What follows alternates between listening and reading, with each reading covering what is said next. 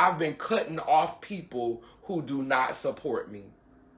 Behind the scenes, I have blocked and removed so many longtime friends because I'm seeing where you're getting and what you're accomplishing, and you don't have no loyalty.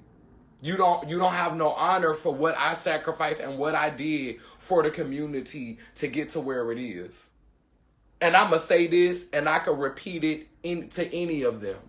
A lot of the job opportunities that are happening in New Orleans right now, a lot of the respect that we're receiving in the trans community right now, a lot of the acknowledgments, it's because I crawled through doors so these people could walk. So not all of y'all got these jobs and these businesses opening up, and y'all see me consistent and doing the same thing. And none of y'all say, hey, Kaneen, Tila, let me go ahead and give you this $300 or $400, twice a year. Let me go ahead and send you about $200 or $300 to help you with your work. If a handful of the girls was to sow into me and to sow into this work, but you know why they don't want to sow into it?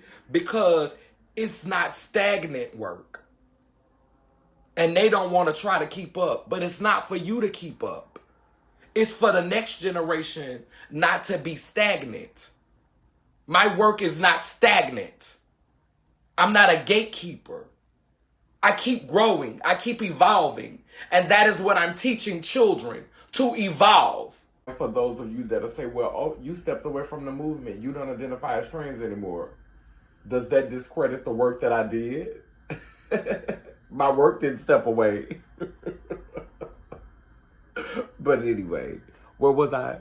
Not be afraid to reinvent yourself. To not be afraid to start over. To not be afraid to walk away. To have your own voice. And to be able to advocate for yourself anywhere you go. And I do not get the support that I'm supposed to get from the trans community. But it's okay.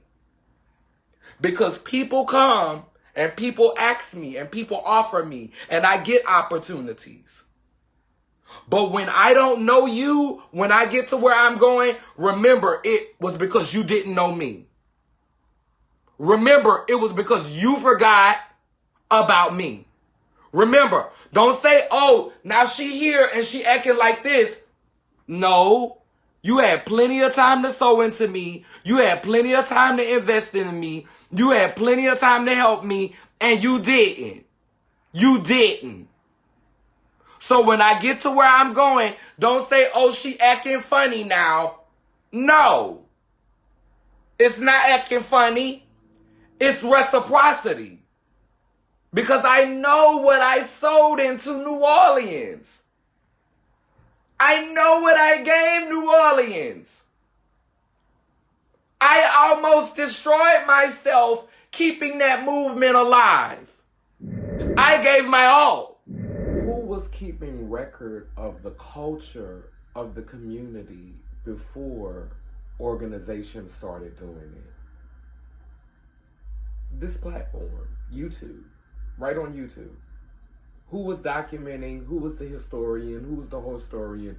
Who was getting girls to feel comfortable with getting in front of the cameras so that we could even get to where we are? Because when I started doing this work, girls didn't even want to get in front of the cameras.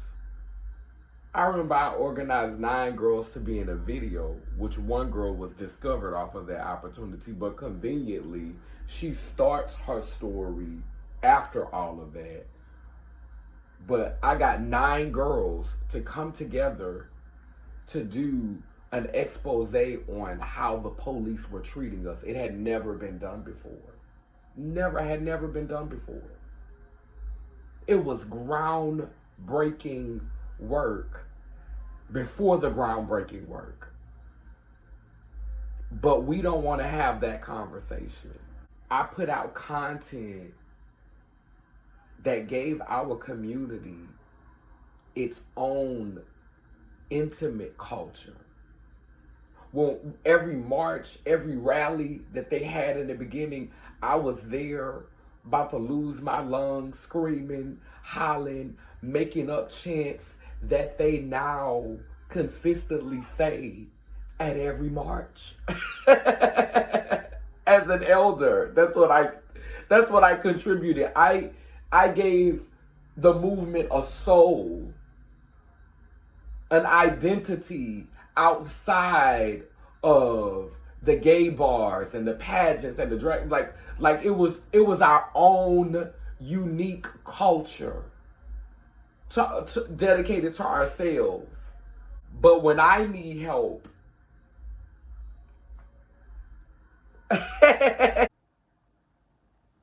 and ask me how many girls from that community say, hey, Kaneen, let me go ahead and, every other month I'm going to go ahead and send you a little $50. It's maybe one or two girls that's loyal to me. And I'm sitting on the phone, you know what I'm saying, inspiring, motivating. Let's not get on top of the content that I put out. Because I've kept this conversation going for 11 years consistently. Got a sex change and still didn't stop talking about it. I've kept the conversation going. Inspired thousands, if not more. Then the ones who get to have me to where I'll sit on the phone and talk to you for hours, encouraging you and sharing my ideas with you and sharing my wisdom with you. And girl, when I ask you, can I get a few dollars? You being shady with me? Because you don't value me? Oh no, all y'all got to move around. I got to cut y'all out my life because you're blocking blessings. You're holding a slot that someone who really sees my value and my worth can feel. Because in this era of my life, I want people behind me who are invested in me because I'm a content creator and a community builder. And I build communities with beings who can advocate for themselves and who are not stagnant in their spiritual growth. Who are not afraid to take chances. Who are not afraid to start over. Those are the kind of people that I fuck with. I had a whole bunch of stagnancy around me and everybody was prospering but me because because we have a community that now loves gatekeeping. They want to get in a spot and hoard resources. You talk about other people. I'm not finna become the very thing that I had the very thing that I couldn't stand. I'm not gonna be that with y'all. I'm not going to be around here hoarding resources and all of that. Like, I give girls advice and I give girls information, but let's be clear. If I don't know you, I'm not about to sit on the phone with you and talk to you for 3 and 4 hours. I'm not finna let you drain me. I'm not finna let you put me in quicksand and take me back where I was, especially if you're not invested in me. And you could call it what you want. You could say, oh, she acting funny. Oh, she thinks she this. She thinks she that. Girl, I gave at the office.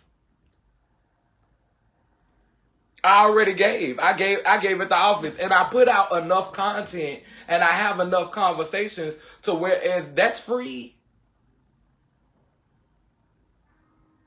If you want one-on-ones, Queen, you should be invested. That's why I gotta stop giving one-on-ones just because me and you known each other for 10 and 15 years. I'm finna sit on the phone and talk to you for 2 and 3 hours. Girl, no.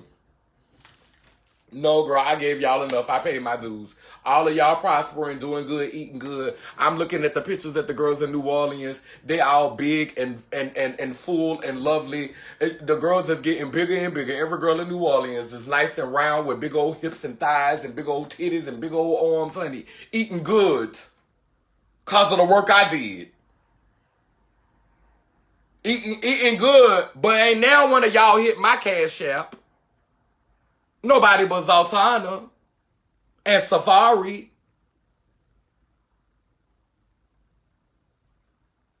We don't and that spirit didn't come from me.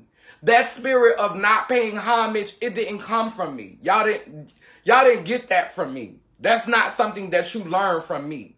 Because I pay homage to my elders. I had a whole event where we spent $5,000 out our pockets to honor the elders. The whole reason why the black trans community started having Transgender Remembrance Day was because of the work that I did with New Legacy.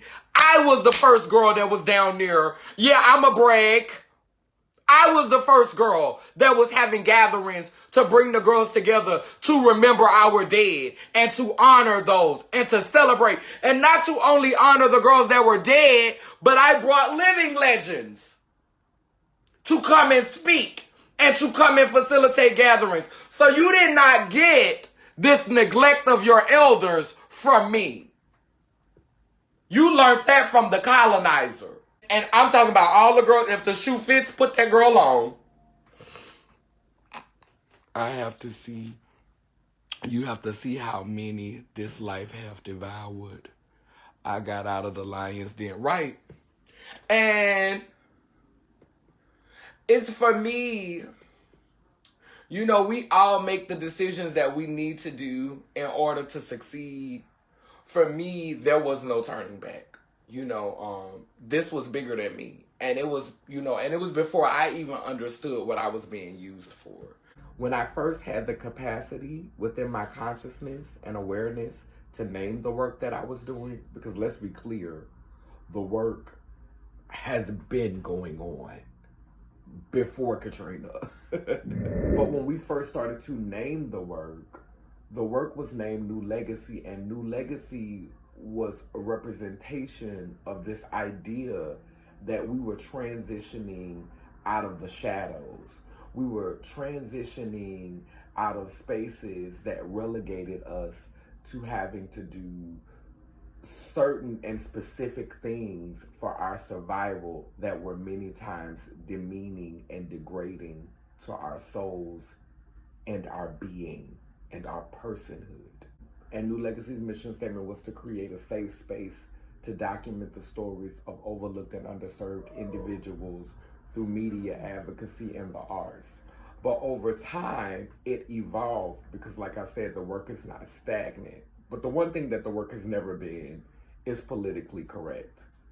I've always used the language and the dialect that resonated mostly with the people that I served. It was kind of like when Jesus said, I came for the sick and not the well. So this platform has always been to help those who were coming into consciousness and coming into awareness about who they are versus the ones who have already been in awareness. I'm not trying to feed gatekeepers, but you know, everybody gotta eat. So if you can get a meal from here, then pull up through the drive-through, baby, or sit down and have fine dining. But this message has always been to help to pull those who were not in consciousness or coming into consciousness up into consciousness. The problem with that is once they get to swim in the big pool, they forget the work that I'm doing over there in what we call the kiddie pool. So on this day of visibility, I'm gonna talk about that work. I'm gonna highlight that work. I'm not, you know, the most celebrated and possibly one of the most misunderstood who can identify with the umbrella and who can identify with the community, because I've never tried to be the face of the community. Because before I am trans, before I am black, before I am a woman, I am a human being. And when I leave this world, I can't take any of those labels with me. But what I can take is that sense of being whole and connected while being. I light this candle to guide home the ancestors who have transitioned this world today and every other day since we've been away from our altars. I also light this candle to acknowledge the ancestors who are coming into this reality and taking form. I want to acknowledge the homeless. I want to acknowledge the differently abled. I want to acknowledge those who process information differently. I want to acknowledge people across all of the social, economic, and racial spectrums. And just pray for clarity in this time. Clarity and peace. Clarity, peace, and purpose. And a love for that purpose. Amen, a woman. It keeps spinning and turning in Gani Iyanko Kalukalo, which means I am a child of God Goddess. And if I am, you know you are.